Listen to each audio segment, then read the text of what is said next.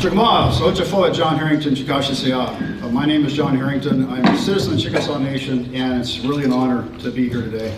One of my very first talks I gave as an astronaut was to a small group of folks in Houston, Texas, Native American writers and storytellers.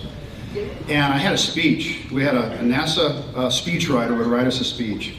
And in the speech, she would quote Chaucer and Walt Whitman and things like that. And I'd be reading the speech, and every time I looked up, as I read the speech, to make eye contact, this gentleman in the back of the room was going like this.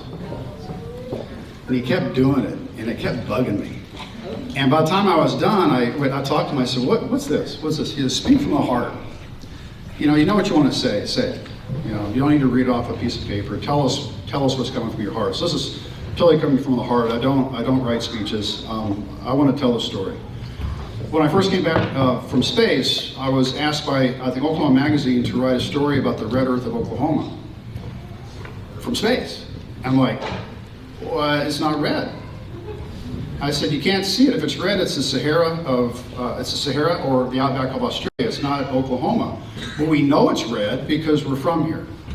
And as I said, I relate it to the people of Oklahoma. You don't really know the people of Oklahoma until you're here, until you see them, you're with them, you spend time with them to really appreciate who they are. And appreciate the red dirt of Oklahoma, you got to be on the ground, you got to see it from that perspective. So it was kind of a different way of writing that story, but it's really exactly what it is. It's the people that I meet, it's my family, it's where I'm from Wetumpka, Oklahoma. And so once again, it's an absolute privilege for me to be here to share a story.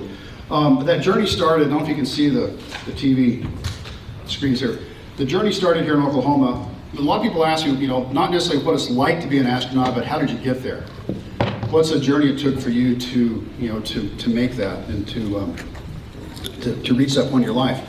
And I love to share the story. So the little guy in the picture is me. My brother is next to me in that picture, but you can't really see him. I took him out. The guy in the white suit's me, and I signed that for a young man one day, and he goes, well, that's not you. That guy's really young. And the older guy right next to it, and then, of course, I live in the mountains of Montana with my wife, Danielle. This is my sled dog, Emmy. We live up outside of Kalispell, Montana, so we came down yesterday, and we're heading back today. It's a really remarkable journey that we had a chance to do. One of the things about space, gravity does not tell you which way is down. What you see is upside or right side up or upside down, not what you feel, because you're going around the Earth at 17,500 miles an hour. You have 5 miles every second. So as gravity pulls you back to Earth, the Earth falls away from you. And so you're in this constant free fall.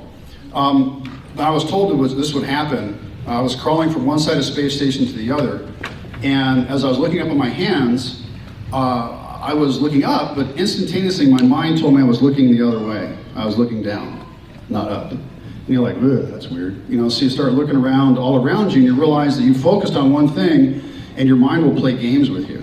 So in that picture, I'm actually upside down in that picture relative to the space station. All the white stuff above me are the clouds of Earth. There's a Soyuz spacecraft. Got a 35 millimeter Nikon camera right there. And if you look really closely, the guy in the middle, can't see it, is taking my photo. He's upside down to me.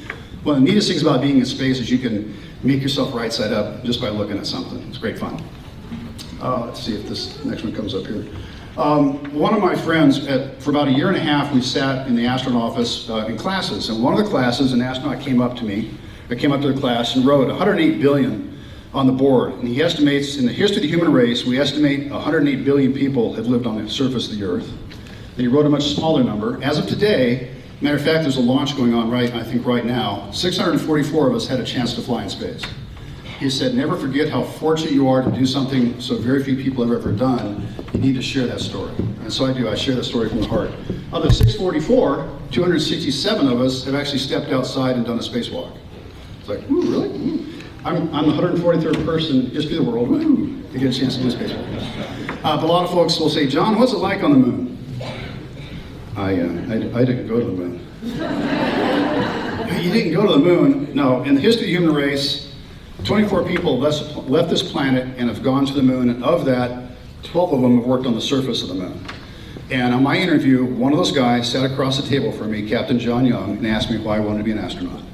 So from what I used to watch as a kid, when I was 8 years old, I'd sit in a cardboard box and dream I was going to the moon. But I never thought I could do it. But now in my career, I've had a chance to work with the people that actually went to the moon and worked on the moon. And so It's a fabulous thing. My journey started, like say, in Wetumpka, Oklahoma. That's my great-grandma, Lina Underwood. Remember, folks, here? This is my grandpa, Boba Owens. My brother is in this picture. This is in Ada, Oklahoma, back in the early 1960s. My great-grandma spoke the language fluently, but for some reason she didn't speak it to us growing up. Yeah, I didn't learn it. I'm learning it as I go, as I get older, but I've always been very proud of my heritage. And when I came to NASA, they said I was the first member of a fairly recognized tribe to be a member of the astronaut corps. And I found myself in a very unique role that I had not seen as a kid. And so I was in a position to be a role model for kids that never had a role model like that before. And I take that very serious. And I think it's, if I can share my story with somebody else and they can see themselves in me, that they can do something like this, and that's what it's all about. Very, very honored to do that. My mom and dad both like to fly. Mine was air show at Peterson Air Force Base. My dad was a pilot, gave me my first flying lesson when I think I was about 10. I took for granted the fact I got to do that. You know, I thought everybody got to fly airplanes, you know, when they were a kid. I didn't. Went on to shoot little rockets. I used to put beetles in the payloads of the rockets I would shoot, right? I wasn't being mean, I was being nice. I went to high school in Plano, Texas. That is my senior prom picture. I didn't go to prom because I had moved from Texas to Colorado and my boss would let me off of work. My mom said, take a picture, so that's me in my suit. My parents encouraged me to go to college because neither of my parents had actually gone to college. At the time, my mom actually dropped out of high school when she was 15, 16, had my brother when she was 17, had me when she was 20. My brother and I grew up with my parents. They encouraged us to go to college because they knew we would improve our chances for success if we went to something beyond high school. So left it up to us to figure it out. That is what you look like when you go to college for a year. And as the spoiler alert, earlier he said I had a 1.72 grade point, and I did. I spent my time outside of the classroom in a place called Garden of the Gods in Colorado Springs. And the guys on the ground, I was on the ground, the guy up in the rope would say, hey, do you want to learn to climb? You know, it's like, yeah, I'd love to learn to climb. So I started climbing, I quit studying. I had a 1.72, 2 Ds in Western civilization, 2 Ds in biology and 1 in history. And I got kicked out of school as a freshman. But I wasn't motivated to be there. I like to say it wasn't because I wasn't intelligent, I just didn't want to be in the classroom. I liked being outside, and so I got a job in Texas working in a restaurant, and I just didn't like it. I was working late at night, and I called a guy one day, and he said, I've got a job for you. And I said, doing what? He said, rock climbing. I said, really? So on a survey crew in Colorado, I called my dad, and I said, hey, Dad, I got this really neat job offer in Colorado to be a rock climber. He goes, that's good, don't quit. Well, that was Thursday. I quit on Friday. I hopped in my Volkswagen, I drove to Colorado, started working on Interstate 70 as a rock climber, and I would hang off the cliffs. I think there's a picture of it. I'd hang off the cliffs in Glenwood Canyon, and the guys on the ground would shoot an infrared beam of light to the prism I held in my hand. And since light travels at a constant velocity, if you know the time it took, you can determine the distance. If you know the angle of that beam of light, you can do sine, cosine, x, y. So the very first time in my life, I actually saw math in practice, just not in the textbook. And I was really fortunate that one day, the gentleman that owned the company sat me down and said, what are you going to do when you grow up? I was 18, 19 years old. I was grown up, right? He said, well, I was making $4 an hour, lived in the mountains, I skied on weekends. He said, well, you know, you're 25, you can't raise a family on $4 an hour. You know, if you want to make something for yourself, go back to school, become the engineer. Be the one responsible for this whole thing. And so I listened to him, I did. I worked for him for about a year. By the time I was a senior, I worked for the mathematics department, and I tutored a guy in calculus who flew those things in Dauntless dive bombers in, there we go, in World War II. And he said, you know, what do you do when you grow up? Well, I don't know yet. He goes, well, go to the Navy. Why don't you join the Navy, Aviation Officer Candidate School, go see that movie, Officer and a Gentleman. I did, and it looked like fun. I date myself. And so I went on to, they cut all my hair off. 14 weeks later, what? 14 weeks later, I was an officer. I went on to get my wings. I flew P-3 Orions in the fleet, 100 Soviet submarines for about 4 years. And by the time I was end of my first tour, most of my friends went to work for the airlines. You know, I'd fly for Delta or United. I decided that dream I had as a kid, if I wanted to really do that, I needed to stay in the Navy, go to Navy test pilot, that's flying the P-3.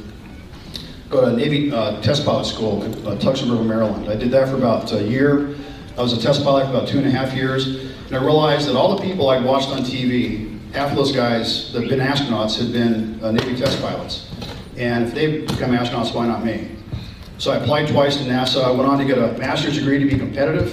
Flew a bunch of folks in test pilot school. Went to Naval Postgraduate School, earned a Master's of Science in Aeronautical Engineering. Applied to NASA again, and I got interviewed and accepted to the 16th group of astronauts. 44, 35 US, 9 international students, 9 females. We were nicknamed the Sardines because they usually pick about 15 people in a class, the largest class ever selected. So I'd say my cartoon, I drew the little space shuttle with sardines in the back. I had the best job in the office. I got to fly in the front seat of the jet, but I also got a chance to walk in space. And most pilot astronauts are not allowed to walk in space because they're essential crew. You know, they have to lower the landing gear when they land. So the rest of us are expendable. The crew patch, designed that. The 4 of us took 3 people to space and brought 3 people home. That was our primary mission. And then Mike and I did 3 spacewalks and helped assemble a truss on the outside of the space station. The 4 of us, there's actually 6 people in that photo. The suits Mike and I are wearing weigh about 300 pounds apiece. And so NASA and their safety culture doesn't want you to get hurt, so they put a guy behind you to hold you up. This is off the launch pad in November of 2002. A lot of my family came down to launch. Unfortunately, the very first launch was scrubbed. The Chickasaw Nation sit down about 200 people on 2 buses. They scrubbed the launch. Everybody drove back to Ada. And then we tried again later on in the month. And then by November 23rd, 2002, we lifted off the Earth. It takes about 8.5 minutes to go from 0 to 17,500 miles an hour. As the engines quit, you go from 3 Gs to 0 Gs instantly. You're 3 times your body weight to weighing nothing. And the first thing I did was let go of my checklist. And it didn't look out the window. I was watching something float in front of my face that had never done that before. That was pretty cool. And you take out the seatbelt, you realize you're floating. Now you got to hang on. So you have to spend half your time figuring out how to hang on to stuff. Over New Zealand, the space station took a photo of us. We took a photo of them. And we docked at the very top, and the big white thing sticking out the side, that was a truss. Just like that, we put one on the other side. We did it with 3 spacewalks. You know, Mike and I spent about 20 hours outside. If you've ever been in an airplane or a pool and your ears hurt, you know, so you grab your nose and you Valsalva, you close your mouth and you equalize that pressure. Same thing happens in that suit because it goes down to about 4.3 pounds per square inch of pressure. So the pressure change occurs, you reach up and you grab your nose, right? And you ding, ding, ding, ding. You can't sneak up like that. So there's a little cushion on the inside of the helmet. You can see it on the corner, but you put your nose on it and you close your mouth and you blow. Well, I did not realize that I can blow air out of tear duct in my eye, right? So imagine all the liquid in my body's floating, all the sinus stuff I just squirted into my sinuses is floating. So I went, and I squirted 3 little blobs of stuff on the inside of my helmet. And Mike starts laughing at me, you know, and I'm like, what do you do? You know, do you call NASA and tell them you have eye goobers in your helmet? So we were always trained to get out on time. You got to get out on time. And I knew if I called NASA and said that I had stuff on my helmet, they'd make me depressurize, take the helmet off, clean it off, put it back on, and then I would have been about 30 minutes late. And the one thing you fear in space is making a mistake. And so I decided, as a highly trained professional, to slurp it off the inside of my helmet. Sorry, it's not lunchtime yet. And so I did, and the Russian goes, John, don't do that to your fog helmet. Right? So I went out, first spacewalk. It was okay, the thing defogs, it's pretty cool. Got outside, did about 20 hours outside. That's, my mom said, if you let go, don't let go. If you do let go, make sure you're tethered. And if I floated away from space station, there's a tether will actually pull me back. And so don't let go. I listen to my mom. That's the only picture of me with my visor up in space. I'm holding onto a 1,000-pound cart with my fingers. And I rode the robotic arm around the space station from one side to the other for about 30 minutes. Hoping it wouldn't stop, and I did. I moved that cart from one side to the other. That's the moon. That little white dot is the moon. This is we had a chance to, we had a 3-day vacation coming home because of bad weather in Florida, so we just I've answered internet questions. I think answered internet questions for one of my family members in Castle Rock. Bag of pistachios my kids gave me.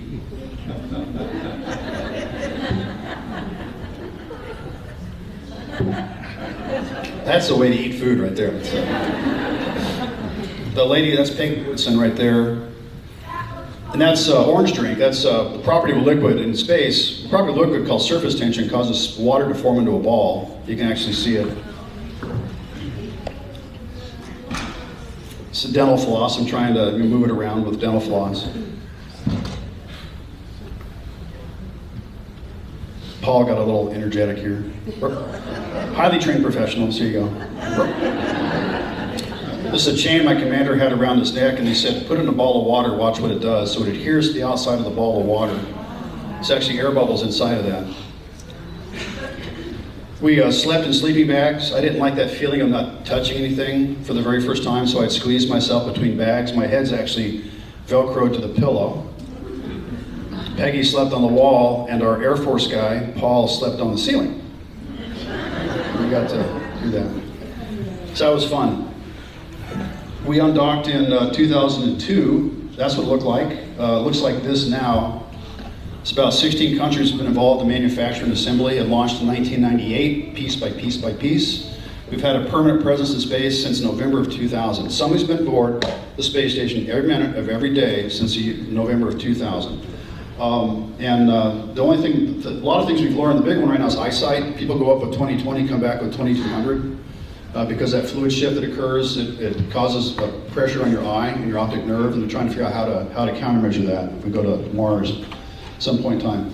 To honor my Native American heritage, I flew a feather and a flute, the only two things I actually could take out on orbit and take a photo of. And the flute was given to me by a gentleman named Jim Gillian, who is Cherokee, and he was an engineer at the Kennedy Space Center. And he helped me make a flute one day. He made that for me, I flew that. The feather was given to me by a gentleman named Phil Lane Sr., who was an elder with the American Indian Science and Engineering Society. His wife, Bo, was Chickasaw. And he gave me that flute, gave me the feather, and now these are also as a pot that Al Kodawema, he is one of the founders of the American Indian Science Engineering Society, a traditional Hopi potter. He's also an engineer who has a patent on the X-15 inertial navigation systems. And he made that pot. And so we flew. Those are now both in the Museum of the American Indian in Washington, D.C. Let's see what else we have here. Oh, any idea where that is?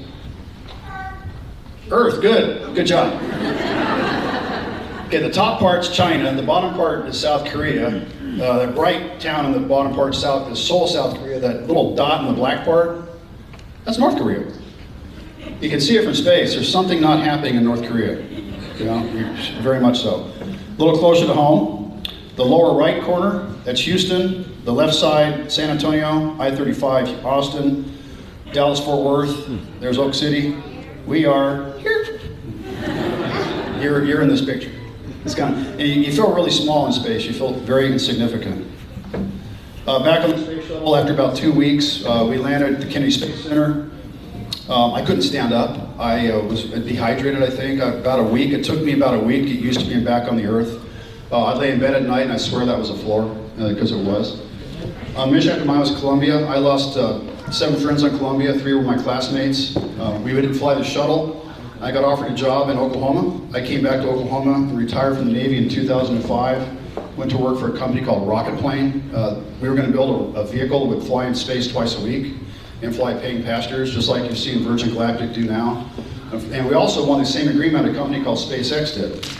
We were owned by a millionaire, not a billionaire. And so we didn't have the money, and that went by the wayside. And I hopped on a bicycle, as I mentioned earlier, rode from Cape Flight to Cape Canaveral. Along the way, I went back to, met a guy to go back to school and earn a PhD in education. Lived in Idaho for a few years. My wife passed away from cancer, but she also was an author, encouraged me to write a book called Mission to Space. So I think I'll be signing that book afterwards here. About 2 years ago, I happened to be invited to the National Museum of the American Indian in Washington, D.C. as a guest speaker with Wes Studi. And I met a young lady there who organized all that, who is sitting right in front here. And Danielle and I are married at Lost Trail Wildlife Refuge just north of my house. Citizen of the Cherokee Nation, her family's here as well, so thank you guys for being here. I appreciate that. see, what else we get a chance to do? Boom, I'll finish this off. I was invited to be in an IMAX movie with a lady named Ariel Tweedo, who's a Nupiaq from Unalakleet, Alaska. And she and I went around the United States filming a bunch of different places with a bunch of remarkable people along the way, and ended up making a movie out of it called Into America's Wild. We had some fun. And I'll play this real quick video, if there's any sound to it. Any sound to that by chance? To the system. Oh, done. Well, Morgan Freeman's narrating that thing. And I wish I could do Morgan's voice, but I can't. But we filmed all over from the West Coast all the way to the East Coast. We recreated Lewis and Clark. This is called Ashishlapa. This is a place in northern New Mexico that's actually Navajo Trust land. This is Palouse Falls, out where I live near Lewiston, Idaho. Kid kayaked off of that thing and lived, amazing. This is down in Canyon de Chelly, Route 66, up over Durango, Colorado, going up over the, this is up in the, where was that? That was the Smoky Mountains out in Moab. And I wish Morgan could, you hear Morgan's voice, darn it. Oh well. Anyway, we did a movie called Into America's Wild. It plays IMAX movies and big screen theaters. Hopefully I'll get here to either here in Tulsa or also into Oklahoma City. I'm going to step through that since the music's on. Harriet Tubman was an escaped slave, and she led a battle for the Underground. She led the Underground Railroad, also a battle for the Union Army back in the 1800s. She was going to replace Andrew Jackson on the $20 bill, right? I hope so, because Andrew Jackson kicked my tribe, many tribes, out of the southeastern United States in the Trail of Tears, and so hopefully Harriet Tubman, but they attribute this to her as, quote, "For every great dream begins with a dreamer. Always remember to have the strength, patience, and passion to reach for the stars and to change the world." And I know that if people hadn't come along in my life at a certain point in time when I was doing something and I could have done something else, they encouraged me. And if they hadn't done that, we would not be having this conversation. And I would not have had the opportunity and the honor for being here for the Circle of Honor and the American Indian Resource Center. I can't tell you how humble I am to do that. And to have my family here is just an absolute blessing. So that's my story. Thank you.